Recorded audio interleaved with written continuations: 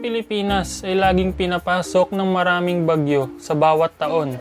Kaya nararapat na tayo ay laging maging handa bago pa man dumating ang paulit-ulit na kalamidad na ito.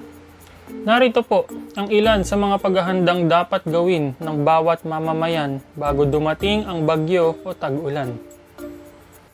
Una, laging makinig sa mga balita upang malaman ang kasalukuyang lagay ng panahon o kung may paparating na bagyo.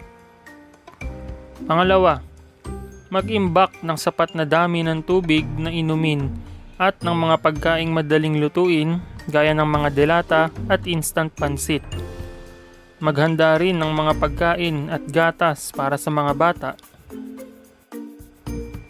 Pangatlo, maghanda ng emergency na lutuan upang may magamit sakaling maubusan kayo ng LPG sa panahon na may bagyo o kung sakaling hindi ninyo magamit ang electric stove kapag nag-brown out. Pangapat, maghanda ng mga gamot na kinakailangan ng buong pamilya. Panglima, maghanda ng flashlight at baterya o ng kandila at posporo sakaling mawalan ng kuryente sa pagdating ng bagyo. Pang-anim, i-charge ang lahat ng cellphone upang manatili ang linya ng komunikasyon sa mga kaibigan o kamag-anak.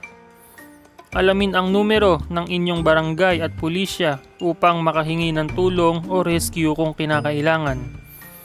Alamin din ang numero ng iba pang mga rescue units na maaaring mahingan din ng tulong kung sakali. Siyempre, dapat siguraduhin ninyo na mayroon kayong load upang makatext o makatawag. Pang-pito, kung may power bank kayo, siguraduhin na ito ay laging naka-full charge upang magamit kung kinakailangan.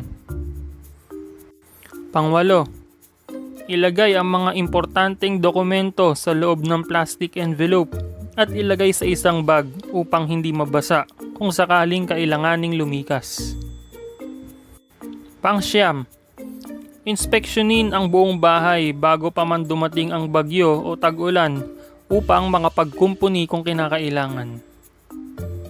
At pang-sampu, sa panahon ng bagyo o tag-ulan, lalo na kung brownout o walang kuryente sa gabi, maging mapagbantay o matalas ang pakiramdam upang hindi mapasok ng mga magnanakaw ang inyong bahay.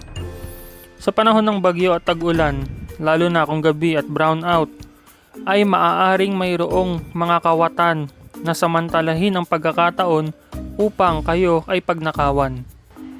Lagi pong tandaan na dapat ay laging maging handa at maging listo upang maging ligtas, lalo na sa panahon ng kalamidad. Maraming salamat po at hanggang sa muli.